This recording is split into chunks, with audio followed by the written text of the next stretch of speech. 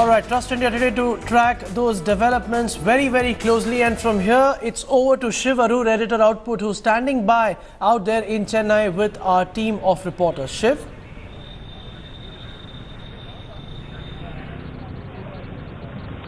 Thanks so much, Jugal. That's right.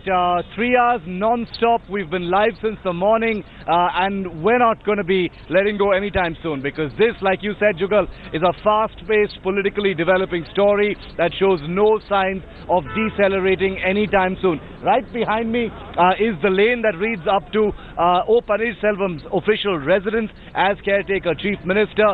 There are journalists who are with him, including our own representatives and our camera units. So we'll be cutting across live just as soon as Mr. Paneerselvam begins that expected press conference. But just a short while ago, I want to tell our viewers, Mr. Paneerselvam has been becoming more belligerent with each passing minute. After that late night dhamaka at the Jaya Samadhi yesterday, every single utterance that's been coming out of a man who is usually a man of few words has been stronger, more explicit and more belligerent. Here is O. Paneerselvam talking about how if it's his destiny to be the chief minister and to lead, it is Amma's voice that will lead him forward. Here he is in conversation on the phone. மதித்து நீங்கள் நடங்கள் என்று சொல்லும்போது கட்சி கட்டுப்பாடை மீறுகின்றன என்ற கேள்வி என் மனதில் எழுந்தது. கட்சி கட்டுப்பாடை மீறுகின்றன பன்னீர்செல்வம் அப்படிங்கிற ஒரு பிரச்சனை பின்னால வரக்கூடிய வாய்ப்பு, நான் இவ்வளவு காலம் அரசியல் இருந்திருக்கேன் என்பது எந்த பழியும் பாவமும் ஏற்பட்டதில்லை. அது நம்மேல் விழுகக்கூடாத பழி நம்மேல் விழுகக்கூடாது என்றுதான் கட்சியினுடைய கட்டுப்பாடு. இன்றைக்கு கழகத்தினுடைய பொதுச் செயலாளர் இருக்கின்ற அவர்கள் சொன்னது, எங்களுடைய சக அமைச்சர்கள் வேண்டிக் கொண்டது, இவைகளுக்கெல்லாம் நான் ஒத்துக்கொண்டேன். And it's over now to managing editor Rahul Kanwal, who has with him lined up an exclusive live interview right here on India Today with Union Home Minister Rajnath Singh. It's over to Rahul Kanwal now. हमने खपाई कांग्रेस का विरोध करते हुए Samajwadi party को खड़ा करने में। पर चुनाव में समीकरण अहम होता है, और ऐसे वक्त पे जब यादव वोट कंसोलिडेट हो रहा है, मुस्लिम वोट जो पहले कंफ्यूज था कि बसपा के पास जाना है, कांग्रेस के पास कि सपा के पास, अब वो पूरा इस मिनी गठबंधन की तरफ आ रहा है, तो क्या आपको लगता है कि कास्ट कंसोलिडेशन बहुत भारी पड़ सकता है? देखिए, स्थिति पूरी तरह से स्पष्ट हो चुकी है। केवल उत्तर प्रदेश में कास्ट इक्वेशन के आधार पर ही चुनाव होता है, यह जो लोग कहते हैं इसे मैं सच नहीं मानता हूं, क्योंकि पॉलिटिकल अवेयरनेस, राजनीतिक जागरूकता समाज के सभी जातियों में, सभी वर्गों में इधर तेजी के साथ बढ़ी है, क्योंकि आजादी के इतने वर्ष गुजर गए और बराबर लोगों ने अपने मतों का प्रयोग किया है। तो अब केवल जाति, पंथ और मजहब के आधार पर आप किसी को गुमराह नहीं कर सकते। लोग यह देखते हैं, चाहे किसी भी जाति, किसी भी वर्ग, किसी पंथ के क्यों न हो, यह देखते हैं कौन सी ऐसी राजनीतिक पार्टी है जो गुड गवर्नेंस दे सकती है, यानी बेहतर सरकार दे सकती है। और लोग यह महसूस करते हैं, देश ही नहीं, जिन जिन राज्यों में भी भारतीय जनता पार्टी की सरकारें इस समय हैं अथवा इसके पहले भी रही हैं, अन्य राजनीतिक पार्टियों की अपेक्षा बेहतर गवर्नेंस देने का काम यदि कोई राजनीतिक पार्टी इस देश में करती है तो वह भारतीय जनता पार्टी। सर, बिहार में हमने देखा जब आपकी विपक्षी पार्टियां एकजुट हो गई तो बीजेपी को नुकसान हुआ। हूबहू उसी तरह का कुछ उत्तर प्रदेश में भी हो रहा है, क्योंकि जब विपक्ष बटा होता है, जैसे 2014 के जनरल इलेक्शन में था, तब बीजेपी को बहुत फायदा हुआ, विपक्ष एकजुट हुआ, बीजेपी के लिए तकलीफ बढ़ गई। देखिए, थोड़ा बहुत लाभ बिहार में यह हुआ था, लेकिन आप यह मानकर चलिए कि उत्तर प्रदेश की वैसी स्थिति नहीं है, वह सर्वथा भिन्न है। क्यों सोचते हैं आप ऐसा? इसलिए मैं सोचता हूं कि देखिए, बिहार का जब चुनाव हुआ था तो उस समय हमारी जो सेंट्रल गवर्नमेंट है, इसके गवर्नेंस के भी बहुत लंबा समय नहीं हुआ था, माने ताकि जनता ये कह सके पूरी दावे के साथ नहीं कि यह सरकार जो है अच्छा काम कर रही है। काम अच्छा कर रही थी, इसमें कहीं दो मत नहीं है, लेकिन जब 2.5 वर्षों का जो समय गुजरा है, अब लोगों ने यह महसूस कर लिया कि हमारी केंद्र की सरकार भी अच्छा काम कर रही है, और अन्य राज्यों की सरकारों के बारे में परसेप्शन लोगों का पहले से था ही। और सोशल इक्वेशंस का जहां तक सवाल है, बिहार के सोशल इक्वेशंस और उत्तर प्रदेश के सोशल इक्वेशंस में एक बहुत बड़ा यूपी का जैसे जैसे हम लोग दौरा कर रहे हैं, हमारे तमाम पत्रकार फीडबैक दे रहे हैं, हम लोग खुद घूम रहे हैं, बार बार एक चीज बीजेपी के कैंपेन के बारे में आती है कि बीजेपी का लीडर कौन है, नेता कौन है। अखिलेश है, यंग है, डायनेमिक है, एनर्जी है, और लोग कहते हैं कि बीजेपी में अब समझ ही में नहीं आ रहा। सबसे बड़ा बीजेपी का उत्तर प्रदेश का नेता तो हमारे सामने इस वक्त बैठा है, आप क्यों नहीं है यूपी में बीजेपी के सीएम फेस? देखिए, उत्तर प्रदेश में डायनेमिक और एनर्जेटिक लीडर्स की कोई कमी नहीं है, और भारतीय जनता पार्टी ऐसा नहीं है कि पहली बार अपने चीफ मिनिस्टर कैंडिडेट को नहीं प्रोजेक्ट किया है।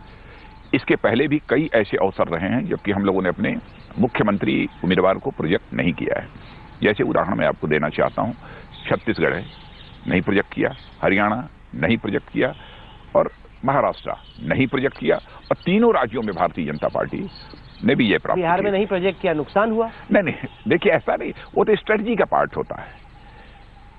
कभी स्ट्रेटजी सफल भी होती है, एक बार स्ट्रेटजी नहीं, क्योंकि ना फेल भी कर प्रोजेक्ट करने के पीछे एक वजह ये रही है, सत्ता के गलियारों में लगातार किसी से बात करो, संघ के लोगों से बात करो, बीजेपी के नेताओं से बात करो, वो कहते कि हमारा तो मन था, हमारी तो बड़ी इच्छा थी कि राजनाथ जी जाएं, लेकिन राजनाथ जी जाना नहीं चाहते यूपी।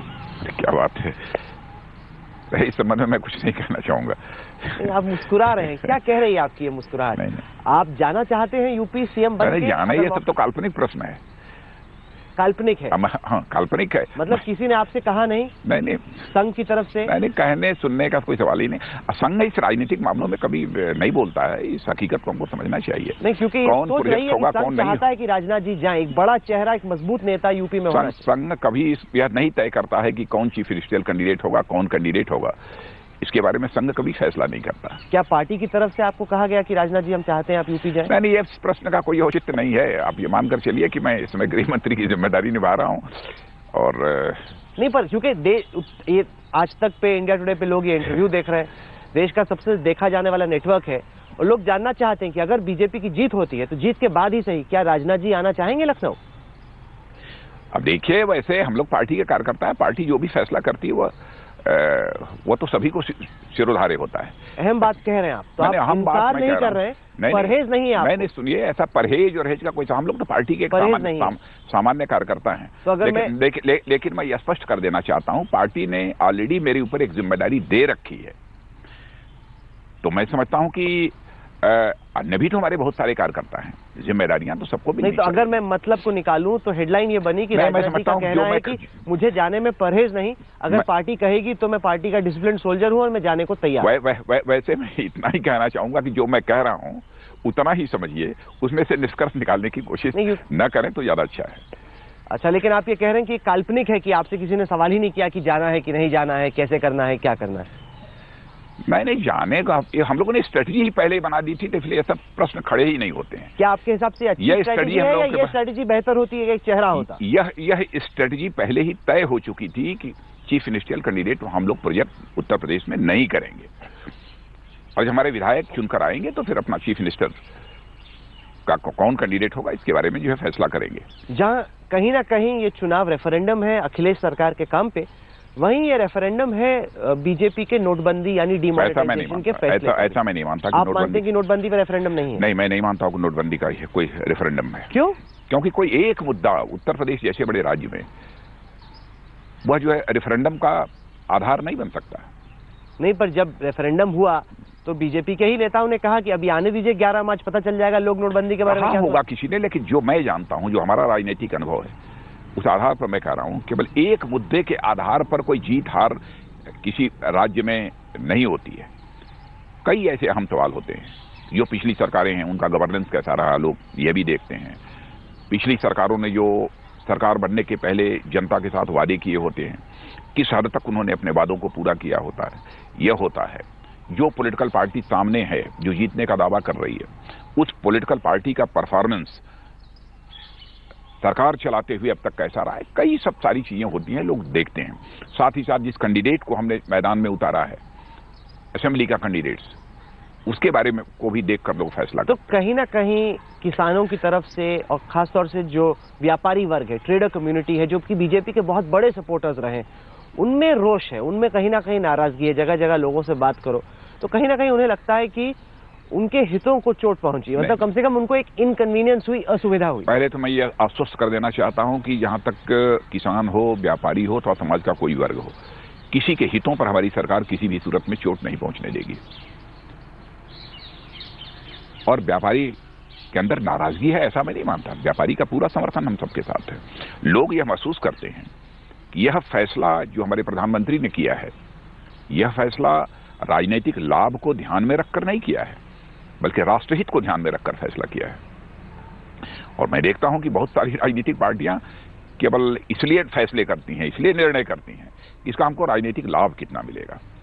लेकिन मैं बार बार पहले भी बोलता रहा हूं और अब भी स्पष्ट मैं करना चाहता हूं, भारतीय जनता पार्टी की सोच और नीति स्पष्ट है कि किसी भी राजनीतिक पार्टी को राजनीति केवल सरकार बनाने के लिए नहीं करना चाहिए, बल्कि देश बनाने के लिए राजनीति करनी चाहिए। और आपको लगता है कि नोटबंदी से वाकई फायदा लोगों को अब नजर आ रहा है? क्योंकि लोगों ने पीड़ा सही है, पेन तो देखा है, अब लोग कह रहे हैं कि फायदा कहां है, गेन कहां है? सचमुच इस देश की जनता के प्रति आभार व्यक्त करना चाहिए कि देश की जनता ने नोटबंदी का इतना बड़ा फैसला हुआ।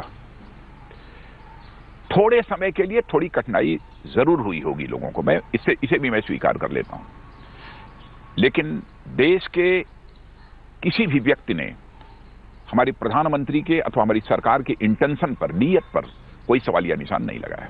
आपने कहा कि चुनाव में हार जीत किसकी होती है, इसमें कई मुद्दे रहे थे और एक मुद्दा जिसका आपने जिक्र किया वो था टिकट डिस्ट्रीब्यूशन का।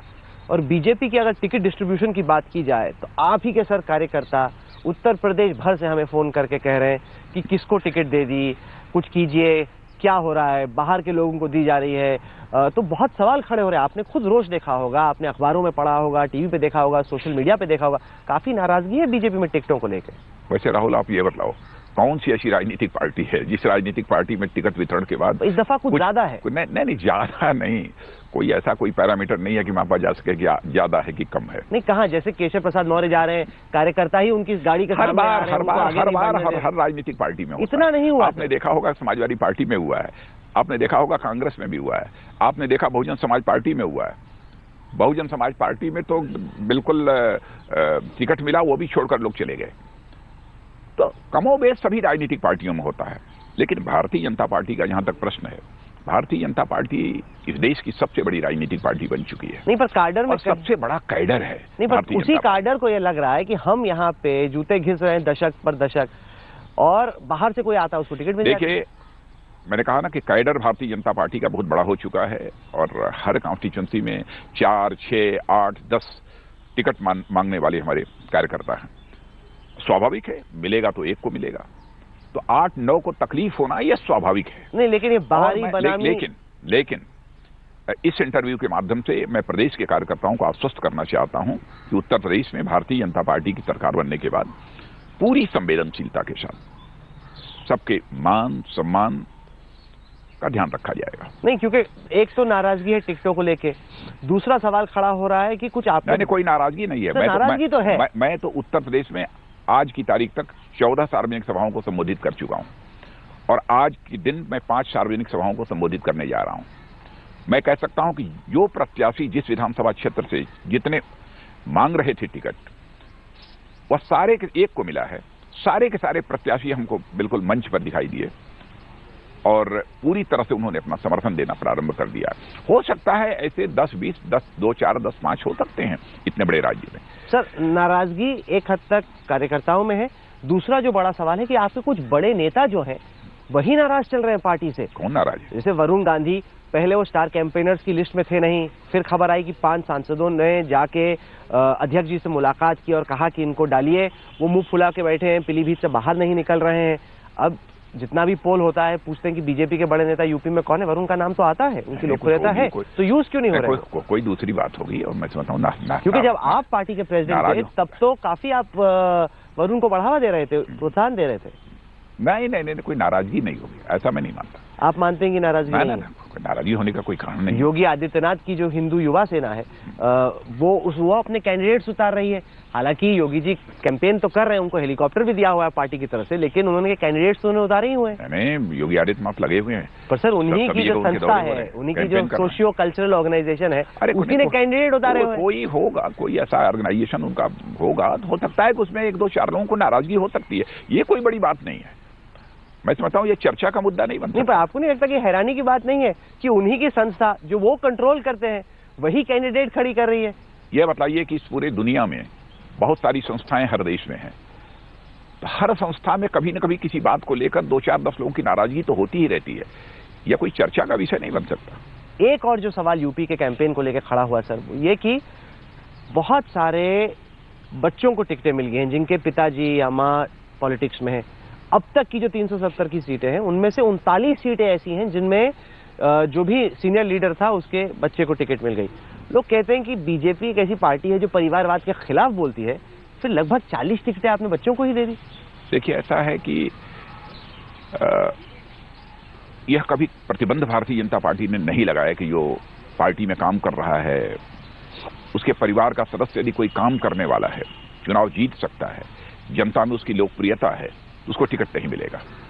क्योंकि इसके पहले भी मिले, ऐसा नहीं है कि पहली बार ऐसा हुआ है, इसके पहले भी बराबर मिलते रहे हैं और मिले हैं लोगों को टिकट। लोग चुनाव लड़े हैं, जीते हैं, पहली बार हो रहा हो ऐसा नहीं है। नहीं, पर इस दफा संख्या बहुत ज्यादा है। जैसे पहले कहा गया, जैसे मैं पंकज की बात नहीं कर रहा क्योंकि पंकज तो बहुत सालों से मुझे लगता है कि उनके साथ पहले नाइंसाफी हुई थी, उनको टिकट ना मिला। उनको तो टिकट मिली, वो अपने खुद में एक लीडर है, इमर्ज कर रहे हैं। पंकज का टिकट 2007 में स्वयं काटा था मैंने। बेशक, लेकिन मैं बाकियों की बात कर रहा हूँ। जैसे कहा गया कि चलो 10 साल से पार्टी में है, उनको टिकट दी जाएगी।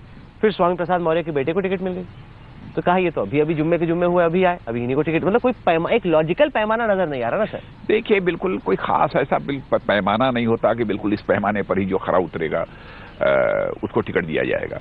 कुछ पैमाने होते हैं, उन सब सारी चीजों का भी ध्यान रखा जाता है, लेकिन साथ ही साथ विजिबिलिटी भी देखते हैं कि जीतने की स्थिति किसकी बनती है, इस आधार पर भी फैसले होते हैं। पर क्या कहीं ना कहीं विजिबिलिटी की इस तलाश में जो पार्टी की केमिस्ट्री है वो बिगड़ रही है? केमिस्ट्री बिल्कुल नहीं बिगड़ेगी, न पार्टी की फिजिक्स बिगड़ेगी, न पार्टी की केमिस्ट्री बिगड़ेगी, न पार्टी की मैथमेटिक्स बिगड़ेगी।